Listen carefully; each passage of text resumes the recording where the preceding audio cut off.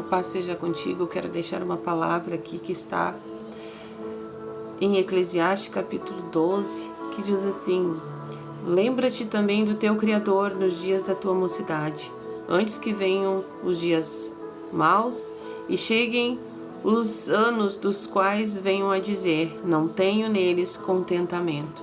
Versículo 6 diz assim: antes que se quebre a cadeia de prata, ou o fio de prata, e se despedace o copo de ouro, e se despedace o cântaro junto à fonte, e se despedace a roda junto ao poço, e o pó volte à terra, como era, e o espírito volte a Deus, que o deu.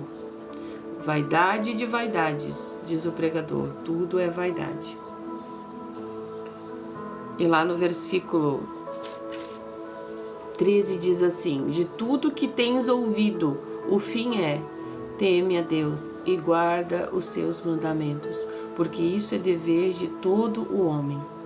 Porque Deus há de trazer a juízo toda a obra, até tudo o que está encoberto, quer seja bom e quer seja mau. Esta palavra nós vimos aqui o escritor falar a respeito da vida. E ele diz: lembra-te do teu Criador nos dias da tua mocidade. E isso traz uma reflexão quando ele fala que o que é da terra, voltará para a terra. E o espírito, ele voltará para Deus que o deu. E se nós vamos pensar na vida, a vida é um determinado tempo aqui. A qualquer momento é tirado o fôlego da vida. É tirado o nosso espírito e a matéria ela fica morta, ela se desmancha, ela se desfaz, como diz a palavra, o pó volta para a terra. Só que enquanto esse momento não chega, nós temos aqui uma vida. E a palavra diz aqui, e quem está falando aqui nesse livro de Eclesiastes é Salomão.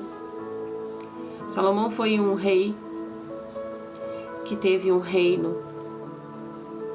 Ele foi um rei majestoso que tinha uma sabedoria incomparável, que ele pediu a Deus. Deus,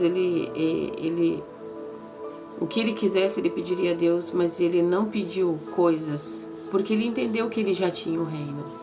Ele pediu sabedoria para cuidar de tudo que ele já tinha. Ele pediu a Deus sabedoria e Deus o deu a sabedoria. Só que o poder e a vaidade lhe deu muitos acessos. Ele tinha o poder, ele podia ter todos os relacionamentos, todas as riquezas, tudo que ele podia, ele teve. Ele viveu todas as coisas, ele se corrompeu e ao final da sua vida, no final, ali, depois de viver tantas coisas, ele entendeu que tudo aquilo ali era vaidade. E que de tudo que podia se ter ouvido, que no fim tudo isso, o que verdadeiramente tem sentido é temer a Deus e guardar os seus mandamentos, porque isto é o dever de todo homem. Ele entendeu que o dever de todo homem era temer a Deus, era obedecer aos mandamentos de Deus. Porque ele entendeu que para todas as obras o juízo viria. Porque o juízo ele não vem contra o ser, ele vem contra as obras que praticamos. Tudo que nós fizemos tem consequência. Tem consequência de tudo que nós fizermos, de tudo que nós falarmos, de tudo que nós pensarmos, de tudo que nós fizermos, nós vamos viver consequências. E consequências são esses juízos que vêm contra as obras que praticamos. E quando nós conhecemos a palavra do Senhor, já anunciada no Primeiro Testamento como mandamentos, como estatutos e regras, mas essa aliança foi o Primeiro Testamento, ela só anunciou, ela só provou que regras e mandamentos poderiam trazer formalidades, poderiam trazer uma aparência, poderiam trazer novos costumes, até um padrão social diferente, mas que não mudaria a natureza humana. E o ser humano, Primeiro Testamento anuncia a necessidade de um Salvador, a necessidade de uma nova vida que não poderia vir de uma vida natural humana, mas somente divina. E que era impossível o homem, mesmo que ele cumprisse todos os mandamentos, o seu coração ainda não seria convertido. O seu coração e a sua mente ainda não estavam a salvo dos seus próprios pensamentos. Mas a promessa é que um rei viria. E o reino deste rei traria um novo coração e uma nova mente. E eu estou falando aqui de Jesus Cristo. Anunciado o Novo Testamento, nós vimos ali nos Evangelhos a vinda de Jesus Cristo. Só que essas pessoas que viviam, né, nessas regras, né, na religião, no judaísmo e na prática ali, né, de todas as obras ali da lei, eles não poderiam entender, não poderiam ver em Cristo ser um rei, porque Cristo ele veio simples, humilde, como esses sacerdotes, esses homens ali que tinham todo o conhecimento e ciência ali, não o reconheceram, porque eles imaginavam um homem poderoso com aparência. E Jesus Cristo ele veio como um simples homem. Como diz a palavra, o chamavam de carpinteiro. Seu pai era carpinteiro, ele veio de uma família normal, simples, um homem normal. Mas ele era o Verbo encarnado, o Deus vivo. Ele veio entre os homens. A luz de todo homem, ela veio para iluminar. E foi para isso que Jesus Cristo, nele foram cumpridos todos os juízos, todos os mandamentos foram cumpridos nele. E Jesus ele disse: eu lhes dou um novo mandamento. E todos os mandamentos estavam nesse novo mandamento. Essa nova aliança diz assim. E Jesus ele diz que esse novo mandamento é amar a Deus acima de todas as coisas, a teu próximo como a ti mesmo. Assim como nós vimos lá que o Espírito volta para aquele que o criou. Em Jesus Cristo nós percebemos que cada um de nós vem do mesmo Criador. A nossa verdadeira vida, aquela que não se acaba, aquela que não se desfaz como a matéria. porque isso aqui se dissolve, isso aqui vai acabar, vai virar pó, vai voltar para a terra. Mas eu tenho uma identidade, eu tenho uma vida no Espírito, e ele não se acaba. Só que Cristo, ele traz essa iluminação para a nossa vida, para que essa vida aqui tenha um propósito, tenha um sentido, para que as obras desta vida tenham bons juízos sobre o que nós fizermos, darmos sentidos à vida. Nós que fomos ali criados e acostumados pelo mundo a viver prazer e satisfação. E é impossível sentir-se satisfeito internamente sem ter um sentido.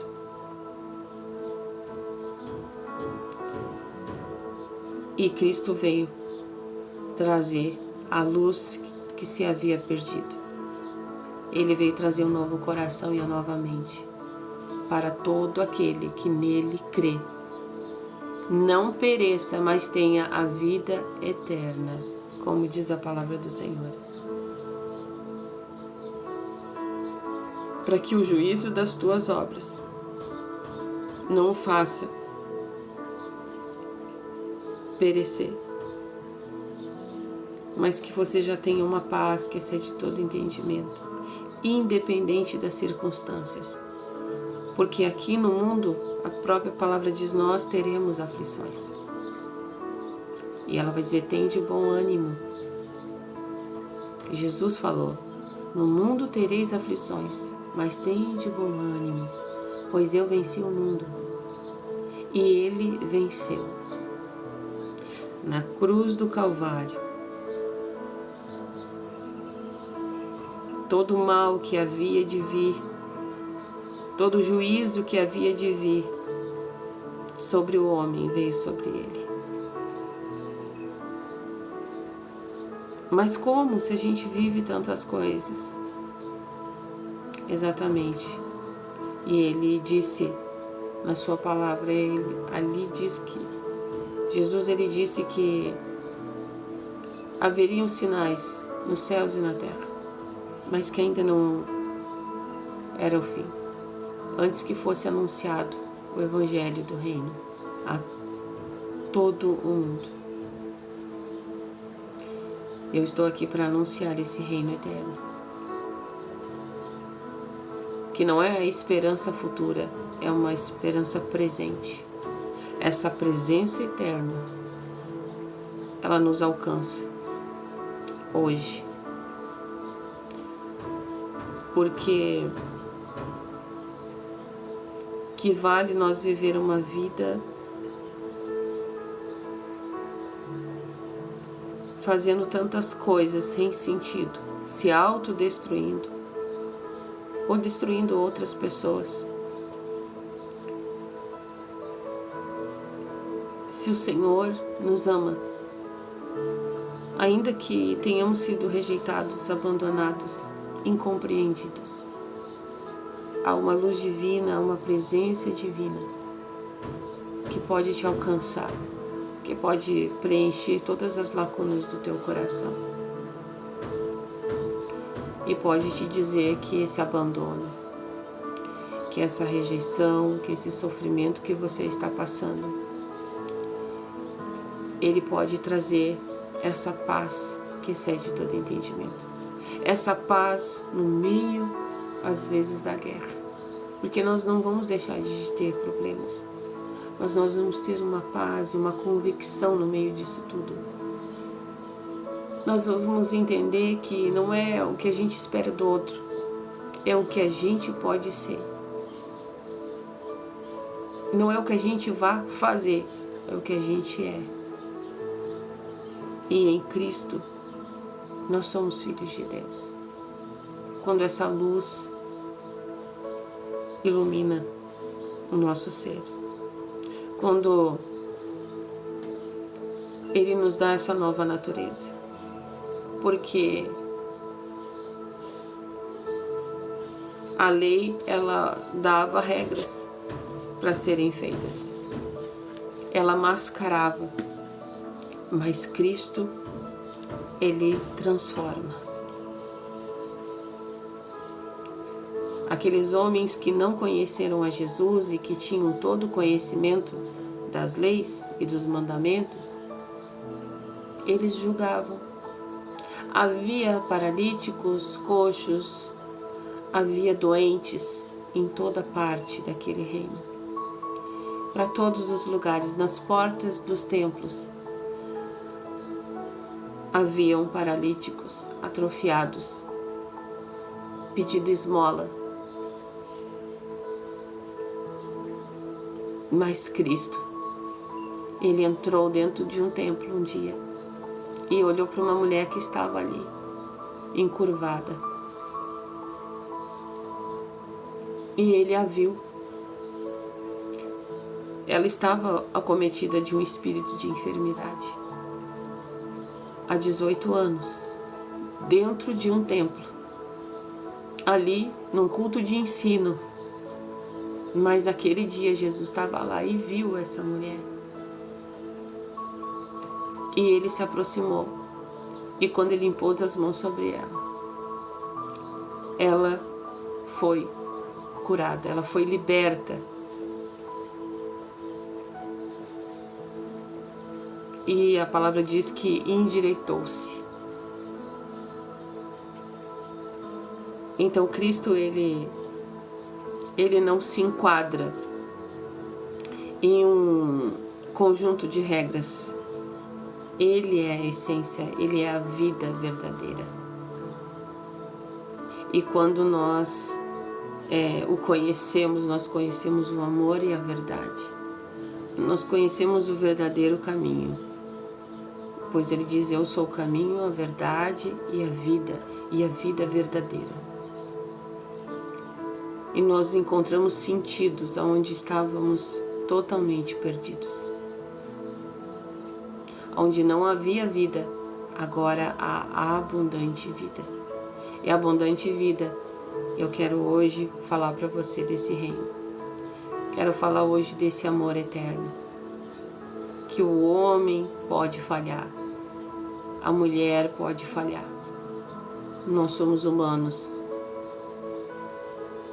Mas se entregarmos a nossa vida ao Senhor e deixarmos Ele construir essa nova natureza e irmos gradualmente, sendo revestidos desse novo padrão, não buscando apenas satisfação e de prazeres momentâneos, mas de um conforto interior no teu coração, onde tu não precisa fazer nada, não precisa provar nada, não precisa ser aceito, não precisa só apenas ter essa comunhão, como a palavra diz. Então, volte-se para Deus. Eu não estou falando de lugares, eu estou falando de presença.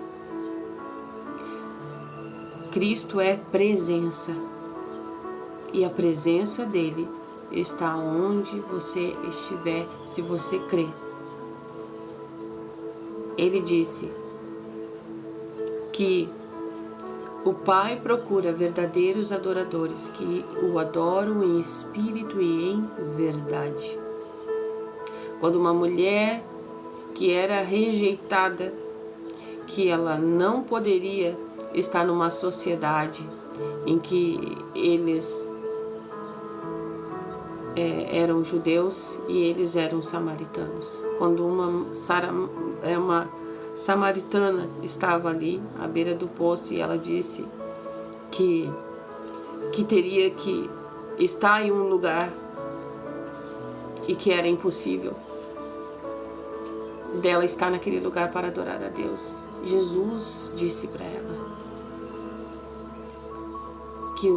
que Deus procurava, que o Pai procurava adoradores que o adorassem em espírito e verdade. e que ela poderia sim adorar. Mesmo que ela não pudesse estar em um templo, ela o adorava.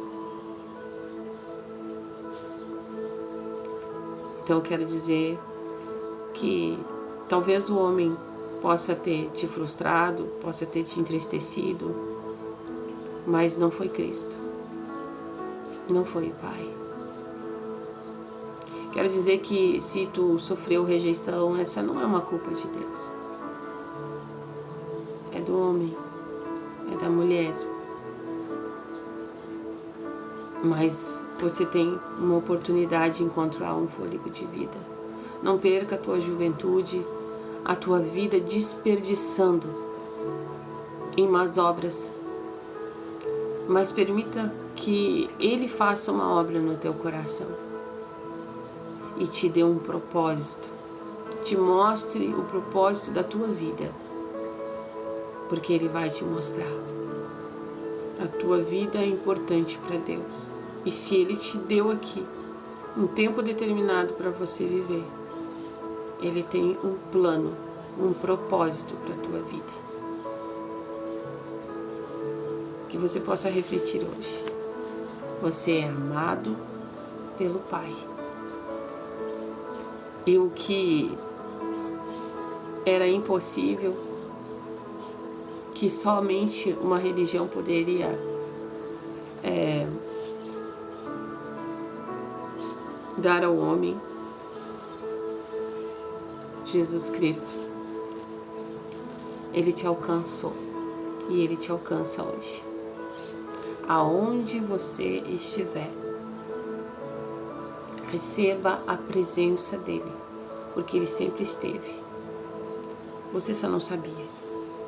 Mas que a partir dessa palavra você saiba que existe uma presença, que talvez você nem compreenda algumas coisas, mas que a presença dele está aí com você e que a partir dessa palavra você pode falar com ele aonde você estiver.